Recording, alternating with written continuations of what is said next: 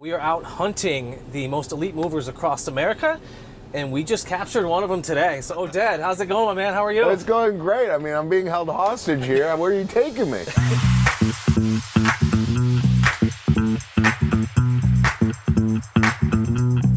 Hey everybody, it's Ryan Marsh here with Supermove. We're going to be touring the country this summer, finding the most elite movers in the country, putting them on the map, finding out what they do and how they do that makes them so elite. Really excited to dive deep into some of the processes, the culture, and really just chat with the hardworking men and women in this industry that do this day in and day out. Shout out to our two rolling sponsors, Rotate Digital, Travis Weathers, and Champion Risk, Casey Myers, two incredible humans that we love working with. Excited to bring you guys on this journey with us here. We'll see y'all soon. And yeah, I hope you enjoy this video.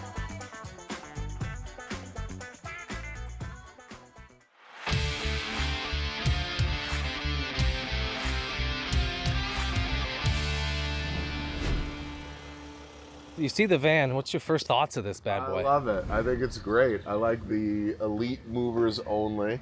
It looks clean. It looks good. We have a little mobile office back here as well. Oh, that's cool. Does it it convert to like tables? a bed? Do you guys stay in this thing? No. They have those. The van is amazing. I mean, this is a Sprinter van. It's fully built out. There's a TV in the back and bench seating to go around the country, meeting movers. I think it's amazing. Hey everybody, we are here at DN Van Lines with CEO Oded Carmi in the back of the Supermove mobile. We are out hunting the most elite movers across America, and we just captured one of them today. So Oded, how's it going, my man? How are you? It's going great. I mean, I'm being held hostage here. Where are you taking me? We're gonna go for a little drive and do a little questions with Oded on peak season chaos. Can you give us just a little background on how you began in the industry? Give us a little bit into DN Van Lines. I would say the big difference with DN Van Lines, for example, is we don't own or run any tractor trailers. We have over 100 non-CDL straight trucks. All of our teams are full-time employees. We don't have a owner-operator subcontractor model. Just like all the companies out there, we started as a local house of goods mover, right? And then we moved to interstate into other lines of business. So now we're pretty well diversified in different markets across the East Coast and dealing with peak season stress. What's giving you the most pressure right now, would you say? You know, we're still big military movers. We just had some really big changes in the military moving world. I'm not going to be breaking this to anybody. We all know that the Home Safe Aligned GHC contract was terminated. In the process of trying to implement it, US Transco made a lot of changes to the current program, which made it a lot more difficult to operate in. So right now we're in the heat of, we're in the peak of peak. That's what we call it. Peak of peak. So I'd say the most difficult thing right now is keeping everybody motivated to do a good job when we're being paid a lot less to do it. What does DN Van Lines do to make summers less chaotic and stressful? During peak season, you have to understand that people are working really hard. And so you have to have a lot of grace in how you're dealing with them and maybe take a more lenient attitude with what you're doing compared to the way maybe you'd manage during a busier time.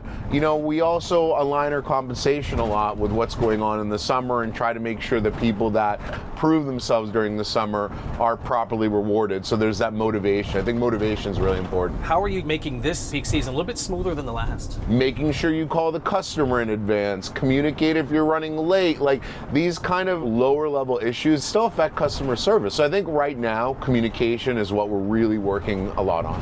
Obviously, we just left your office before we kidnapped you here inside the Supermove van. Your phones are ringing off the hook basically nonstop.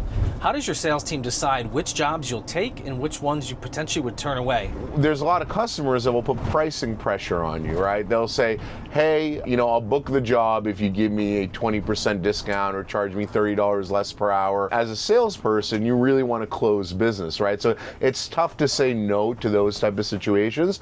But what we teach our teams is know your worth. We are trying to sell a premium product, a premium service, and we have a limited capacity of it. So, you know what? We might not be the right fit for everybody. And there's McDonald's and then there's steakhouses. And there's nothing wrong with eating at McDonald's, but do we want to be McDonald's, right? And so we've made a conscious decision to essentially know our worth, hold our line, and make sure that we are getting paid, a fair amount for our services. We know peak season gets a little bit wild. Movers are doing multiple jobs, sometimes 2 and potentially 3 jobs a day, long hauls, tons of weight. How do you keep your movers energized, and how do you keep the morale up? Yeah, I think number one is that don't mess with people's pay, right? We all get these situations where, moving crews will come in and say, look, we ran into a lot of traffic. We got into a challenging situation. During this time of year, when people are working often 7 days a week, long days, be generous, right? Be generous with your staff. Say, okay, I understand. Give them what they ask for within reason and keep people happy. Maybe shaving off a half an hour on payroll is the right thing to do. But if, your mover feels really strongly about it and they have a good reason for it, it's not worth getting everybody upset over something so simple and so small. So pay people on time, pay them what you're supposed to, and deal with any type of payment disputes in a generous way.